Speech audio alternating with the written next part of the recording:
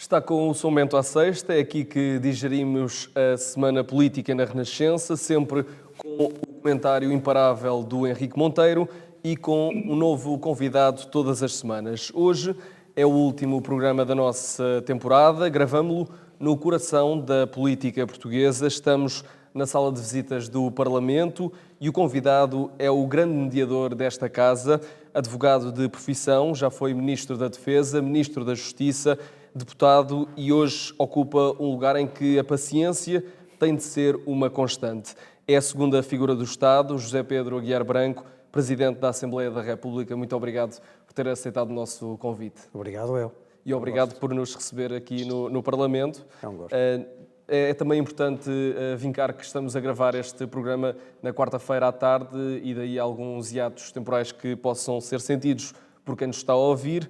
Vamos fazer um balanço da sessão legislativa, tocar nos temas que marcaram os últimos meses. Eu sou o Tomás Anjinho Chagas, vamos ao São Bento à Sexta.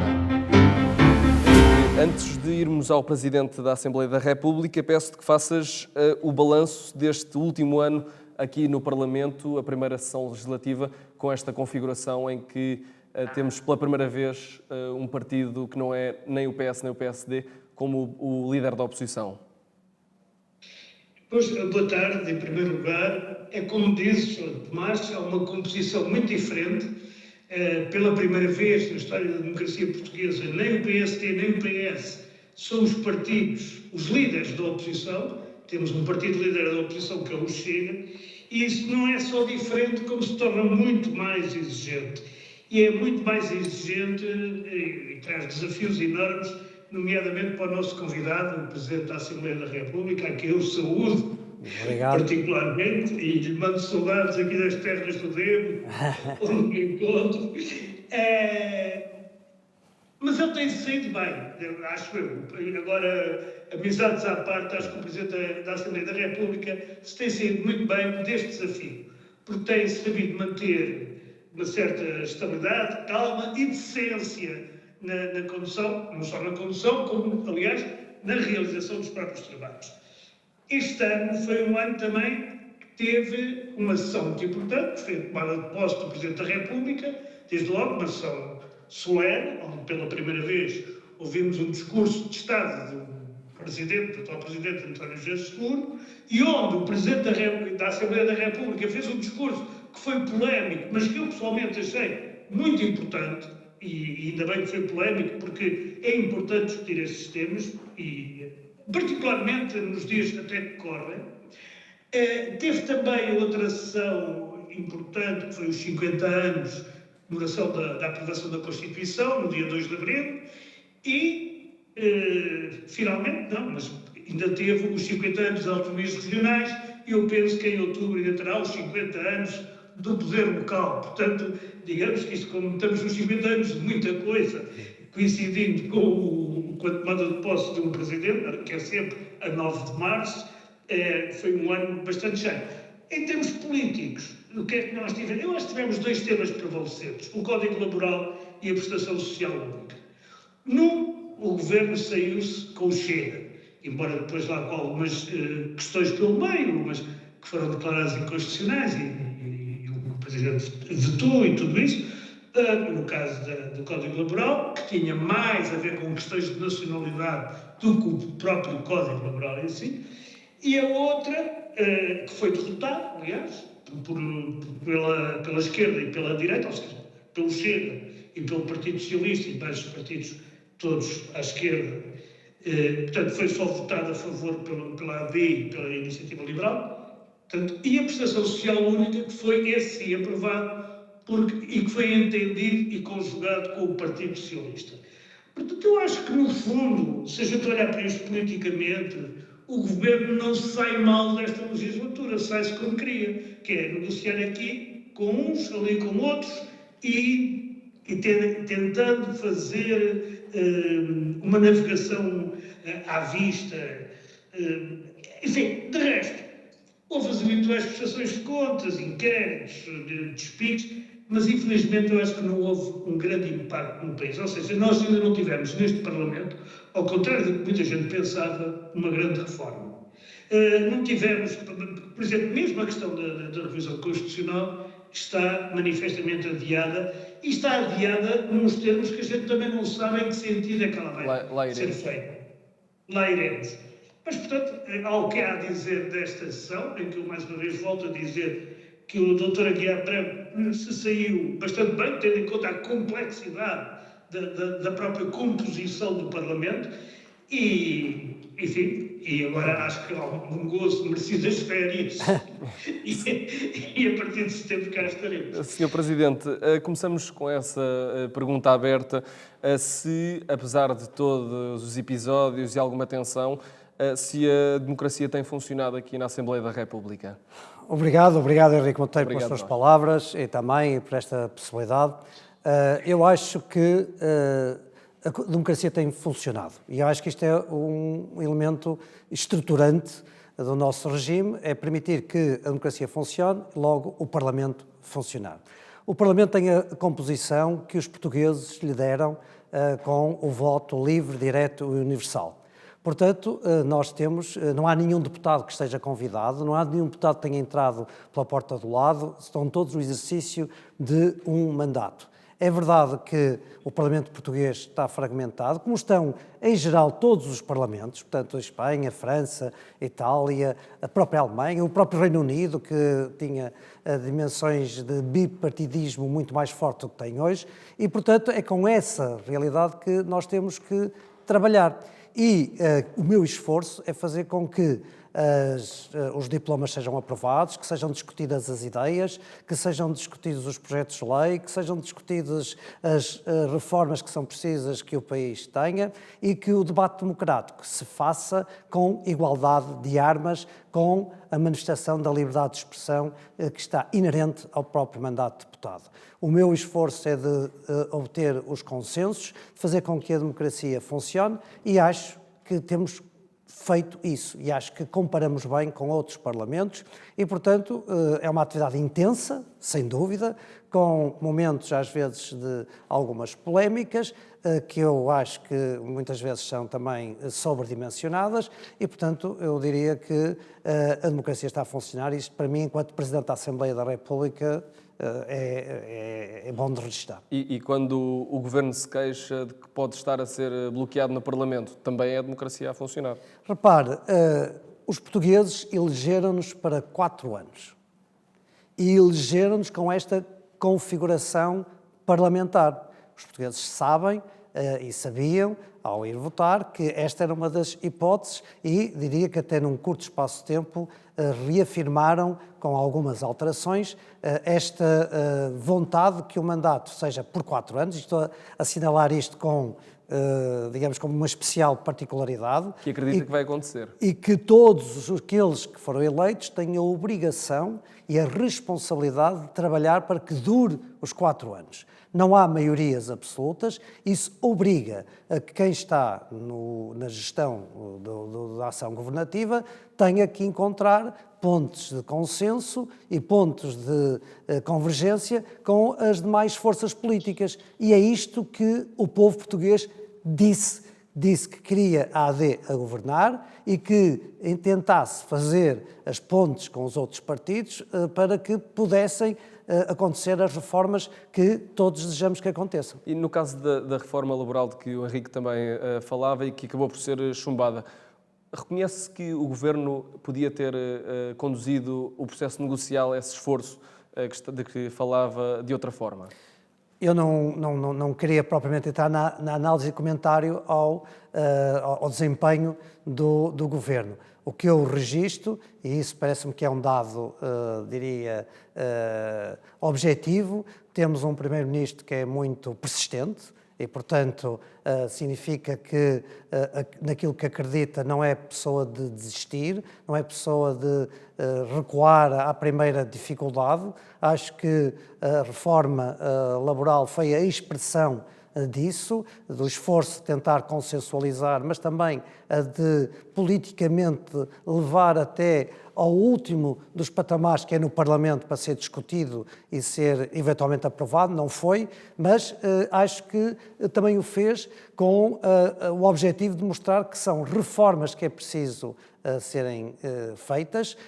As pessoas não foram eleitas, todos nós, para deixar tudo na mesma, não. As pessoas desejam que haja reformas. O Governo e este Primeiro-Ministro apresentou essa e outras que também deseja que venham a acontecer, e eu acho que, nesse particular, esta característica de persistência é também uma persistência que assenta na convicção, e acho que isso é positivo para qualquer governo, e neste caso para este governo, que tem de também jogar com a tal geometria variável, tentando que haja, digamos, a aprovação maioritária das medidas que deseja implementar. Mas não quero citar mal, mas há uma frase da política, é a arte do possível.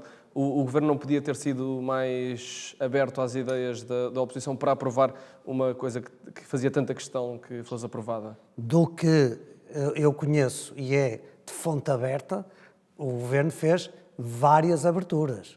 Portanto, não tem nenhum conhecimento privilegiado, tenho de fonte aberta aquilo que é o acompanhamento, enquanto Presidente da Assembleia da República, que faço de um processo desta natureza, do que vejo também a ser discutido no Parlamento, e creio que esse esforço de abertura e de acolher diversas medidas que vinham de partidos com quem conversou, aconteceram. Depois houve algumas que ultrapassavam aquilo que era, até parece, algumas delas que nem tinham propriamente a ver com a dimensão da lógica laboral. E aí o Governo, digamos, parece-me bem que não terá tido a abertura para ir para esses pontos que não têm até a ver com a discussão propriamente dita da política laboral. Mas, como lhe digo, o que eu estou a dizer é de fonte aberta, daquilo que vejo e analiso, não é? Henrique, falaste na tua introdução, falaste do discurso do 25 de Abril do Presidente da Assembleia da República, em que disse que nós, sociedade, tornámos em alguns momentos a vida política num reality show. Tu enquadras essa análise no caso que envolve o Ministro da Administração Interna, Luís Neves? Não totalmente, apenas porque eu acho que o Ministro... Enfim, qualquer cidadão que tenha um lugar de destaque na sociedade deve estar preparado para todas as eventualidades, sabe como é que o país funciona. Quer dizer, eu também já fiz obras em casa e tenho as faturas todas, quer dizer, mas não leva mal, não acho que seja necessariamente uma ilegalidade ou uma vigarice por acaso não ter as faturas ou por acaso não ter pago ou ter dado adiantamentos também. Já toda a gente fez isto, quer dizer... Mas a partir de determinado momento, qualquer pessoa, eu quando era diretor de Expresso, tinha esta obsessão, que era tudo limpinho, que era para não me vir. E isso é o que eu critico, digamos, ao Dr. Luís Neves, uma vez que ele, antes de ser ministro, já era diretor nacional da Polícia Judiciária, que é um cargo, que é verdadeiramente um cargo de poder e importante no nosso país. Mas, por outro lado, eu acho que o escândalo que se faz disto tem em si uma parte de voyeurismo. E tem em si uma parte que é pior que voyeurismo, é de populismo absoluto. Quer dizer, há aqui uma coisa que parece inveja do homem ter um monte no Alentejo, ou dois, ou lá que a gente não sabe como é que foram adquiridos, nem qual é o rendimento do senhor, nem nada disso. E parece que há aqui uma parte que é pura e simplesmente inveja. Quer dizer, vamos lá ver, há 20 anos uma notícia destas era dada à mesma, mas não era dada com esta persistência. E depois vamos lá ver, e depois não sei o quê. E depois diz, a Câmara de Odmira não aprovou absolutamente nada. Não sei se as pessoas sabem que se para fazer uma piscina em casa basta comunicar à Câmara. Não é preciso sequer pedir uma autorização prévia. Na maior parte dos conselhos. Agora, quer dizer, tudo isto depois se envolve numa coisa brutal. Aliás, o problema da educação também, e dos anos, do 12º ano em particular, que é um problema que é obviamente mais grave, porque essa aí atinge famílias, atinge crianças, adultos, férias e direitos às férias e isso tudo, mas também, digamos, atingem aqui de proporções. Vocês reparem que os noticiários chegam a abrir com isto e não com o que se passa na Ucrânia ou no Golfo, ou isso, que são determinantes para a nossa vida. Quer dizer, isto do ponto de vista jornalístico para mim é triste. Deixa-me triste que uma questão de 3 dias, veremos se são 3 dias, veremos se o Ministro cumpre o que diz, não é? Agora já houve mais um para os professores e tal. Como a questão de 3 dias na divulgação das notas dos exames se torne o assunto principal de um país. Quer dizer, não pode ser. Deixa-me perguntar ao Presidente da Assembleia da República, que tem repetidamente feito um apelo para que se mude a forma como se olha para os políticos. Se enquadra este caso do Ministro da Administração Interna nesse lado de tornar a vida política num reality show? Olha, ainda bem que trouxeram aqui à nossa entrevista o meu discurso do 25 de Abril. O meu discurso do 25 de Abril, que foi feito propositadamente nesse dia também para que tivesse uma marca daquilo que eu acho que é importante hoje na qualidade da nossa democracia, que é a de, e isto é voz corrente, e todos nós já vemos, ninguém está disponível para a política. Quando nós falamos nos vários círculos em que nós convivemos, diz assim, para a política não, ninguém está disponível porque não estão dispostos a poderem estar, digamos, num grau de exposição que é um grau de exposição que está para lá daquilo que eu defendo e todos queremos, que é transparência, que eu defendo e todos queremos escrutínio, que eu defendo e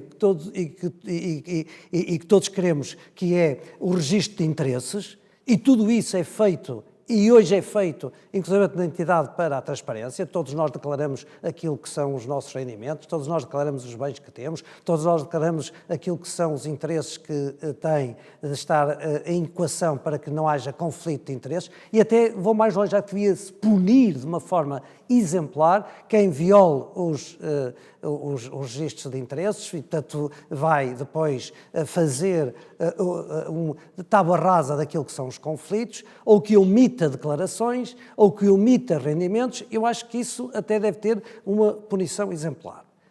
Depois, o que nós vemos é a facilidade com que se transporta isso para a praça pública, ou seja, para muitas vezes situações que são de julgamento na praça pública ou que são precisamente situações de voyeurismo ou de royalty show e que já não têm a ver nem com a transparência, nem com o escrutínio, nem com aquilo que nós desejamos, e é preciso. Acha que é o que está a acontecer com o Ministro da Administração Interna? Uma pessoa entra numa determinada forma no exercício de um cargo público, deve ter esse tudo bem registado para quando sair também, ou durante, se mostre que não tem situações, digamos, indevidas de ganhos, ou etc. E eu a isso sou o mais favorável possível, e isso era, que fique bem claro que não foi isso que eu ataquei ou que fiz referência no meu discurso.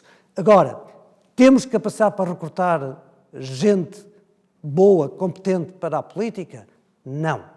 Tem acontecido no exercício dos vários cargos que nós desejamos gente com essas características? Tendencialmente, não. E nós devemos questionar porquê. E a responsabilidade não é só de A, B ou C, é de todo o nosso coletivo, e o nosso coletivo tem de ter atenção quando transforma precisamente tudo aquilo que deve ser, não naquilo que deve ser, transparência, escrutínio e registro de interesses, mas sim em situações de julgamento na praça pública. Num Estado de Direito, o julgamento deve ser feito pelos tribunais, com as regras dos tribunais, e não na praça pública, e também no que se transforma em novelas infindáveis que alimentam audiências, mas não vão ao encontro daquilo que se deseja, que é a verdadeira transparência ou escrutínio.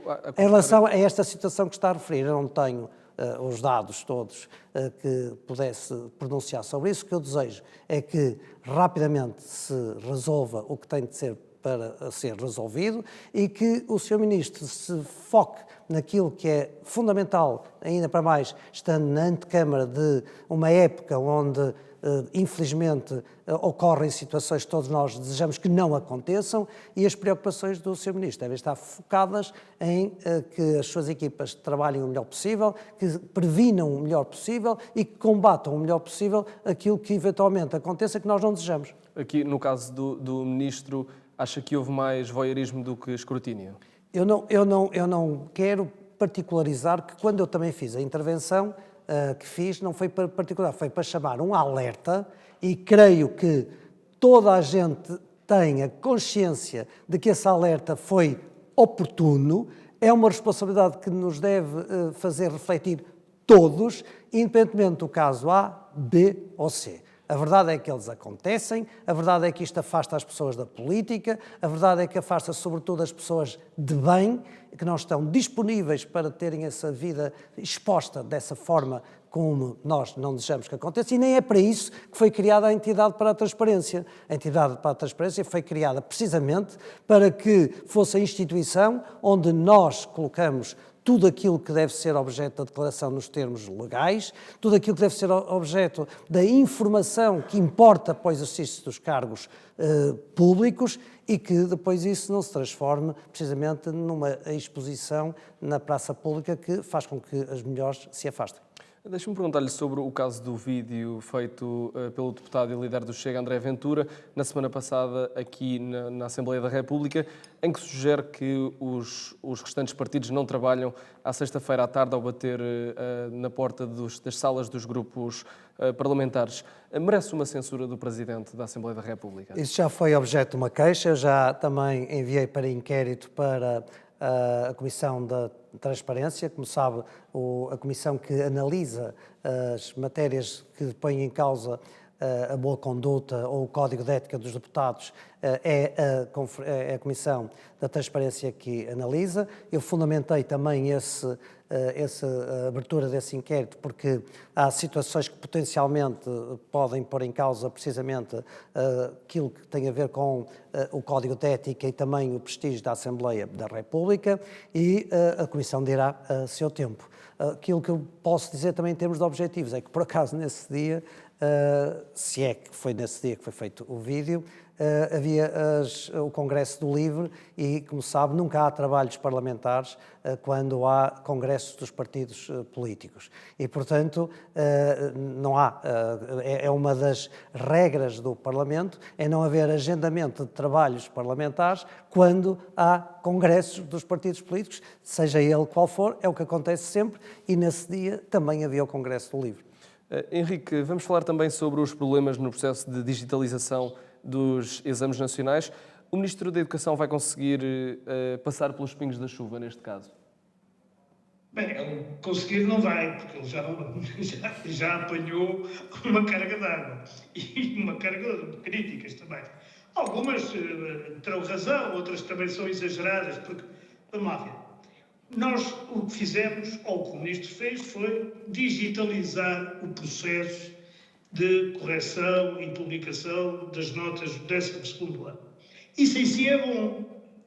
Quer dizer, é uma boa ideia, deve ser aproveitada a hipótese de digitalização. Agora, há muita coisa que eu não sei. Por exemplo, ele digitalizou e pôs nas plataformas a burocracia toda que veio do IAD e daquela confusão toda que já era o Ministério da Educação antes da digitalização. Ao primeiro, refletiu profundamente sobre como deve ser feito o processo e passou apenas aquilo que vale a pena passar. Porque isto da digitalização, e o Ministro Gonçalo Matias tive a oportunidade de ouvi-lo há uma semana, mais ou menos, tem noção que primeiro é preciso desburocratizar e tirar várias peças do caminho que tornam os sistemas repetitivos e depois é que se deve digitalizar. Portanto, eu não sei se o processo foi bem conduzido ou se não foi bem conduzido. Sei uma coisa, o essencial, o que as pessoas estão a discutir é o atraso, e o atraso é importante, porque há pessoas que têm férias marcadas, porque há várias coisas que já foram ditas várias vezes, e portanto esse atraso não devia ter existido. Isso é verdade. Mas as pessoas não estão a discutir a parte boa. A parte boa é que os estudantes chegam a casa e podem ver o seu exame e a forma como ele foi corrigido, com muito menos problemas e burocracia do que aquilo que tinham.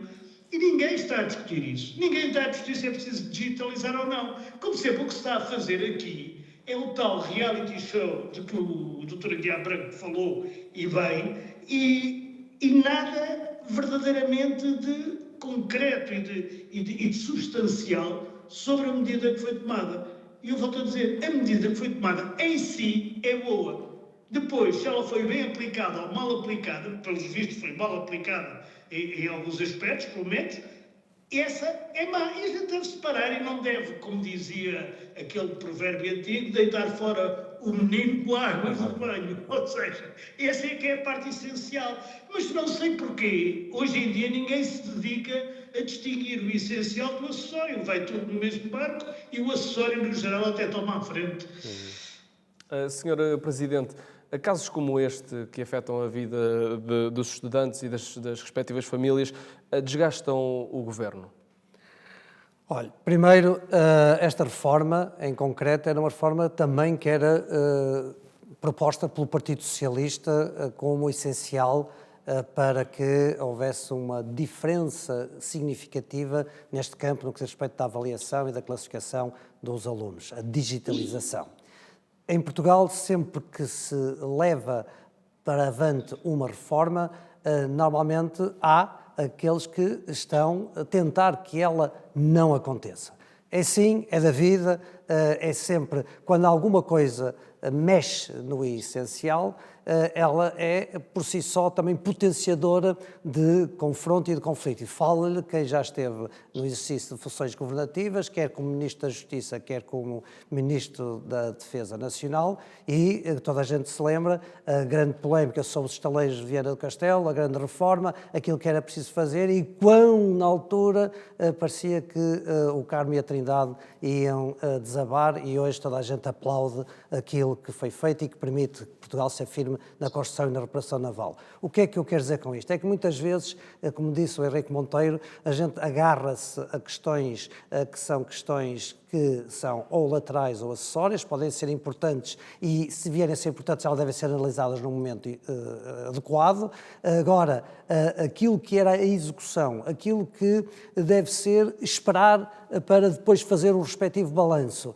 Em vezes, em Portugal também custa fazer depois a análise holística e ver e fazer uma análise de quando as coisas terminam. E aquilo que se espera é que na sexta-feira, dia 17, este processo esteja bem concluído e depois, sim, que se faça a avaliação global, ver o que é que correu melhor e o que é que correu pior e que se tenham as respectivas consequências, aliás, como o Sr. Ministro também já o afirmou. E, portanto, nós devemos ver sempre a coisa um bocadinho para lá das 24 horas da notícia do dia. Deixe-me perguntar-lhe, tendo feito parte de governos, como dizia, e ainda há pouco sublinhou que é uma legislatura para 4 anos, se acha que é natural, que considera natural que venha a haver uma remodelação no governo? O Primeiro-Ministro é que decide, esta é, digamos, a resposta chavão. Depois, é natural que possa haver, ao longo de um mandato, ajustamentos numa equipa governativa. É normal, mas não quero estar com esta resposta a dizer que será em relação a este ministro ou outro ministro qualquer. É normal, numa legislatura cumprida, não é cumprida, que sejam feitos ajustamentos quando o Primeiro-Ministro entende que são importantes para até renovar alguma área de ação governativa. Portanto, isso é normal. Agora, não penso que esteja em cima da mesa nenhuma situação já imediata a esse propósito. Desde que se tornou Presidente da Assembleia da República, apesar de alguma instabilidade política, houve sempre o Orçamento do Estado aprovado e até houve uma entrevista na Renascença e no Público em que pediu para que não se tornasse o orçamento numa moção de censura. Sim. Está confiante que voltará a acontecer em outubro? Eu quero acreditar porque o pressuposto que eu referi, parece-me que foi um pressuposto muito claro nos portugueses. Os portugueses não querem andar de eleição em eleição. Os portugueses não querem estar repetidamente a ter atos eleitorais que criam instabilidade, não permitem a realização daquilo que é preciso fazer para que tenham mais bem-estar e vejam os seus problemas resolvidos. E, portanto, quando votaram para 4 anos e votaram com esta configuração. Ao votar com esta configuração, espera-se que todos tenham o sentido da responsabilidade de perceber que nenhum tem, digamos, o poder absoluto, que nenhum tem a expressão da vontade absoluta e que é um sentido de maturidade política, de responsabilidade política, num mundo que já tem demasiadas incertezas, dar essa estabilidade que tem sido muito favorável para Portugal, como todos os analistas financeiros da economia reconhecem.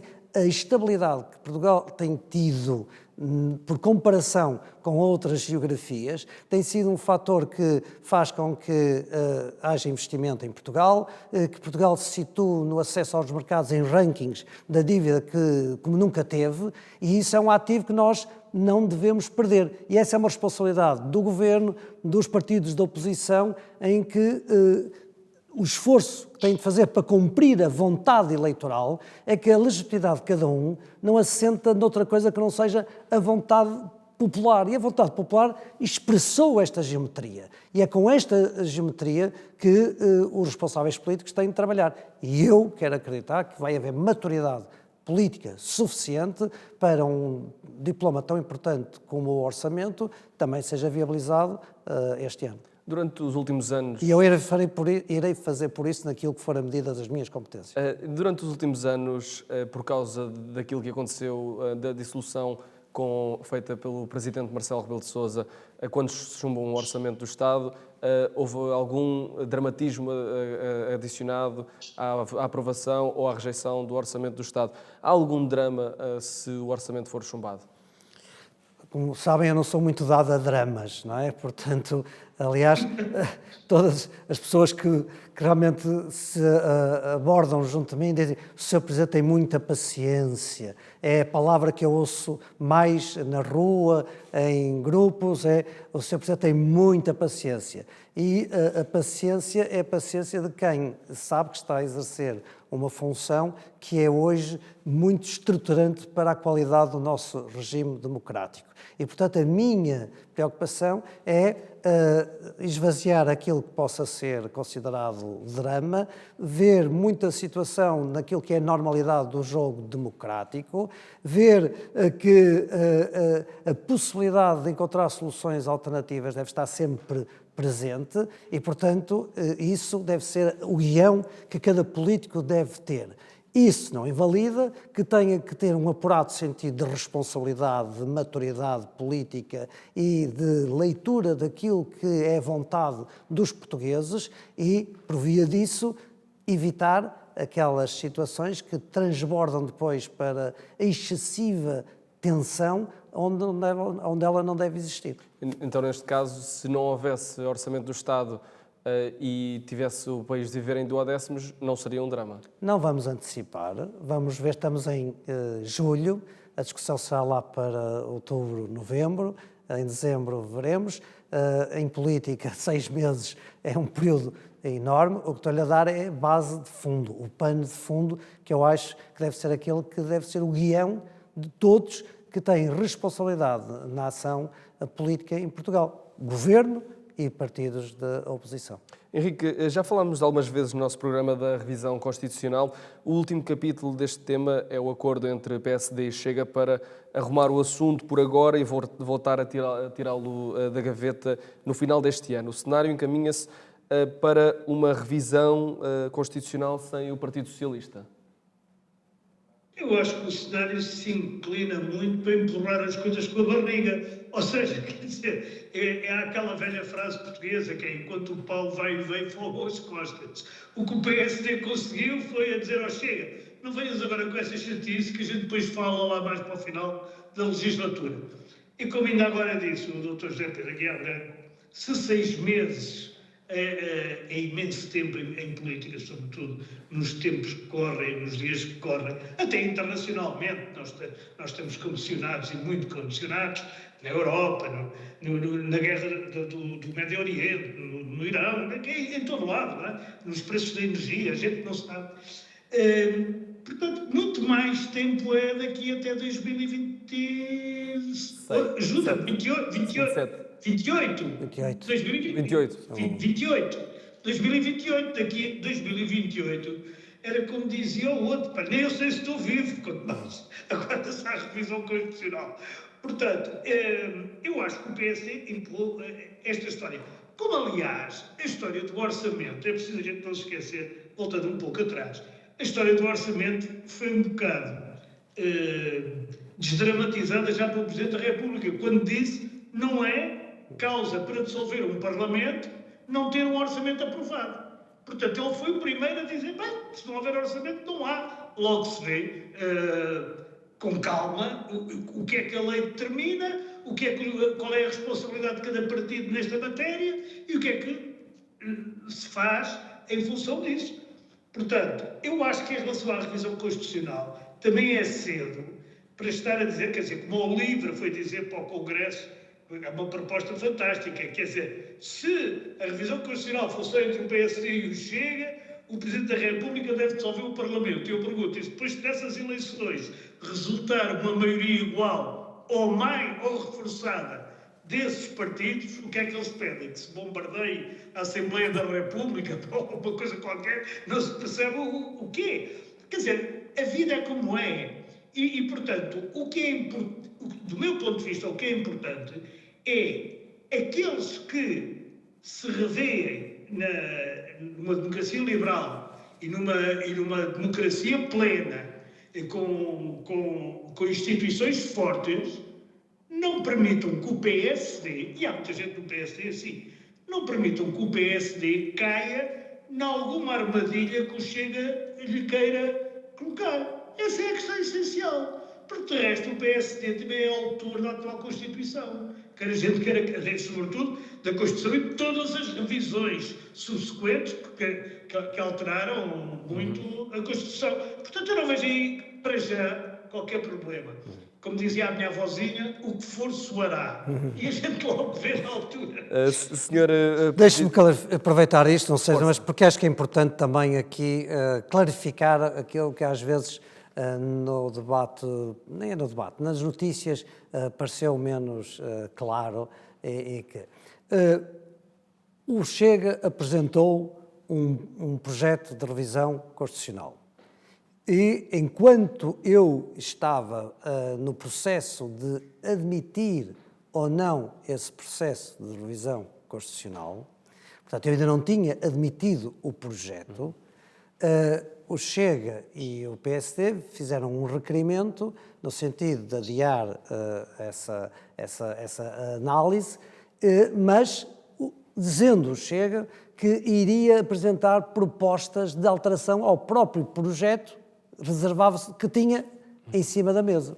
E eu fiz aquilo que parece do maior bom senso, que é, então, se já prevê alterar este próprio projeto, eu não vou estar a pronunciar-me sobre um projeto que não é aquele que se deseja que seja, digamos, o início da revisão constitucional. E, portanto, disse aquilo que me parece que é de bom senso, é quando vier o projeto, então, definitivo, estabilizado, para que eu possa admitir e depois os outros partidos também se poderem pronunciar sobre esse projeto de revisão, eu farei.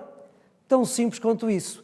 Isto não toca com nenhuma perturbação do ponto de vista constitucional. Aliás, o próprio partido pode apresentar um projeto no período em que está, retirá-lo e voltar a apresentar. Portanto, não colide com nenhuma situação do ponto de vista constitucional que fosse perturbadora da revisão. Não impede que qualquer outro partido que queira provocar uma revisão constitucional o faça.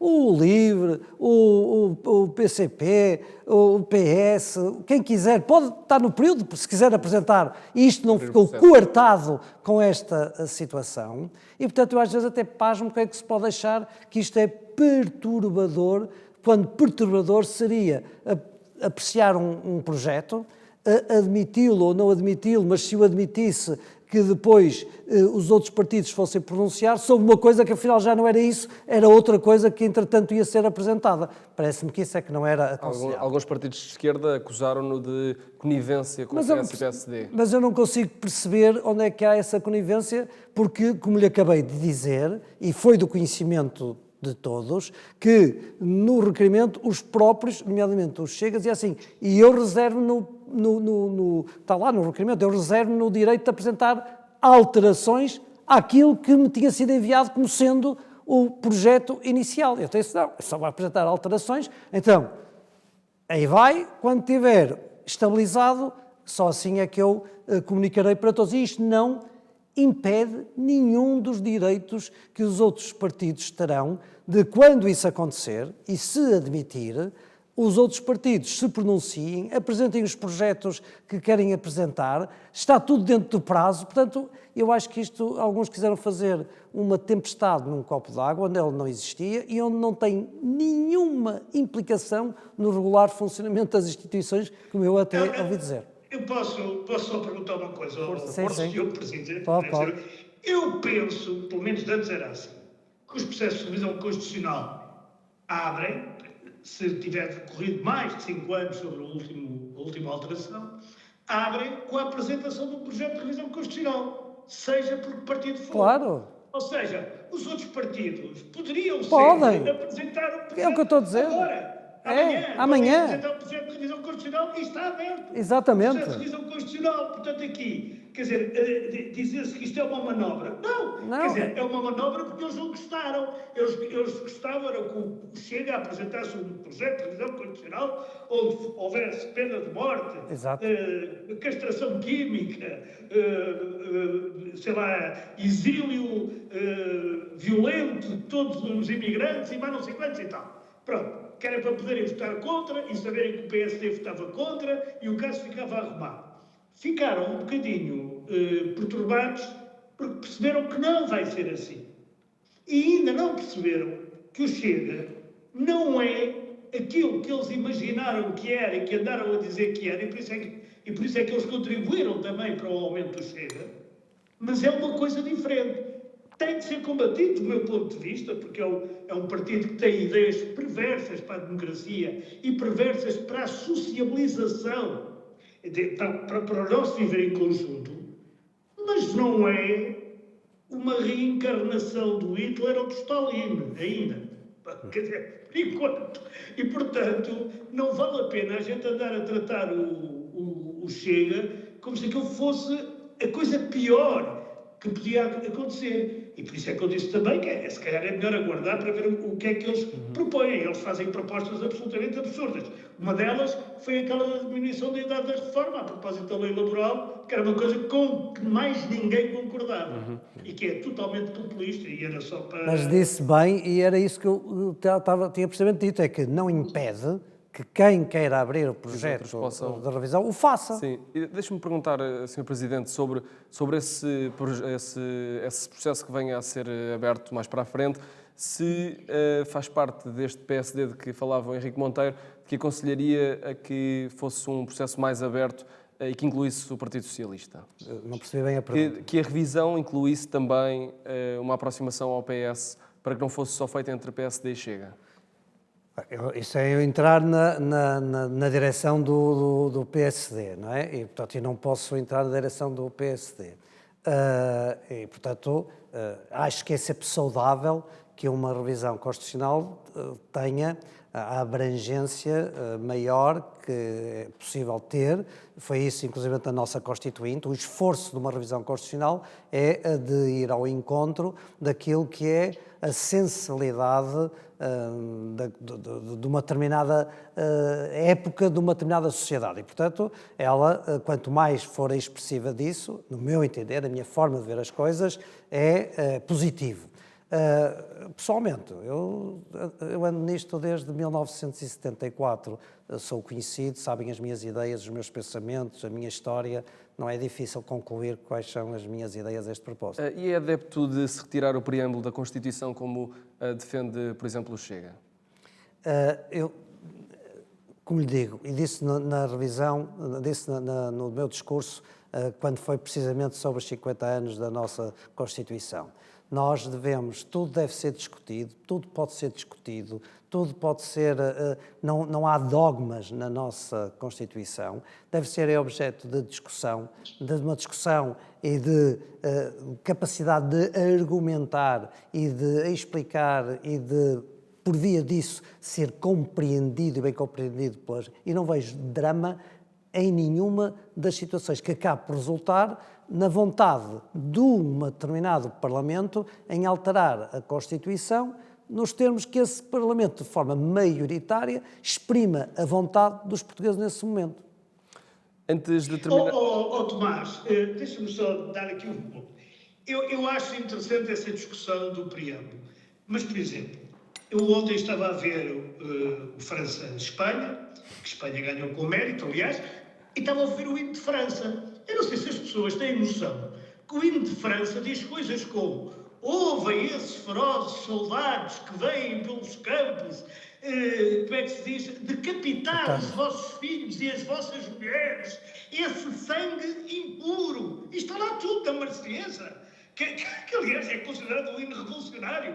Nunca foi tirado. Porquê? Porque os franceses acham mesmo que os austríacos vão entrar por França adentro para tirar o pescoço. Não, é porque aquilo faz parte da história da França. Ora bem, o problema do preâmbulo da Constituição não é um grande problema. É só discutir se aquilo que fez parte de uma determinada história e que marca essa história, que foi o PREC e os acontecimentos todos do ano de 75, 76, deve lá estar ou não. É só isso, porque aquilo não tem influência nenhuma no país. É que não é de França, digamos. Estava a ver se o Presidente queria concluir com algum comentário a esta ideia. Do Espanha-França? Não. Se dá um valor parecido ao preâmbulo do que deu o que o Henrique disse é exatamente aquilo que corresponde a um preâmbulo e que tem uma determinada datação histórica e que, portanto, a sua avaliação deve ser feita nesse enquadramento histórico. Não vai nunca mudar aquilo que foi há 50 anos e que justificou que assim fosse, como vejo com normalidade, sem drama, que possa, numa outra fase e num outro momento, também poder ser alterado. Não vejo que esse seja o ponto crítico da nossa Constituição. Não vejo. Sim, há questões de reserva, por exemplo, de material, de disposições de natureza indisponíveis do ponto de vista material da revisão constitucional, e aí sim estamos a tocar em matérias do coração da própria Constituição, e aí é que o debate tem de ser um debate que tem contornos que são exigentes do ponto de vista da própria validade constitucional desse tipo de revisão. Antes de terminarmos, ainda vamos ao melhor e os limites materiais, eu estava a falar dos limites materiais da revisão, era isso que eu estava... E mesmo essas demoram 10 anos. Claro. Porque primeiro é preciso acabar com os limites materiais, claro, e só na outra revisão subsequente, 5 anos depois, claro, é que se pode então mudar. Mas... A maior parte das pessoas não sabe isso. Claro. Uma pessoa põe, é permitida a pena de morte, claro, por exemplo, que é uma coisa que é um limite material. Claro. Mas isso não entra em vigor. Claro. Entraria daí a 5 anos se os partidos ainda fossem. A composição, digamos, política for igual. Mas era isso que eu estava a querer dizer. Isso são matérias que tocam mais no coração daquilo que é própria do que... Antes de terminarmos, ainda vamos ao melhor e ao pior da semana com o Henrique Monteiro. Henrique, nesta última edição, antes das férias, o melhor da semana, o que te encanta? Olha, eu sinceramente, o melhor da semana, isto pode parecer um bocado ingênuo, mas não me parece. O melhor da semana pareceu-me que foi a resposta àquilo que a gente pode considerar o primeiro round dos incêndios. Porque a semana passada, aqui há uns dias, antes de começar o tempo a piorar, entre aspas, porque na verdade ele melhorou para os efeitos do país, eu acho que correu relativamente bem. Houve as queixas do costume, isso é natural. Houve coisas que correram menos bem, mas, no geral, isto seria um triunfo para o Ministro da Administração Interna e para o MAI, para a Autoridade da Proteção Civil e para os bombeiros. E isto vem provar que se pode ser mais proativo e pode ser mais afirmativo no combate aos fogos. E que, finalmente, é preciso outra coisa. É preciso distinguir o combate ao fogo urbano do combate ao fogo florestal. O fogo florestal é outra coisa que não tem nada a ver com o fogo urbano. E é bom, começou-se a distinguir isso, começou-se a discutir isso, e eu acho que isso é uma coisa extraordinariamente boa e que veremos no futuro, porque há um futuro aí muito negro. Os próximos meses dirão. Sim. E o tempo, o clima, não é? O clima. Sim, senhor. E o pior da semana, o que te encanita?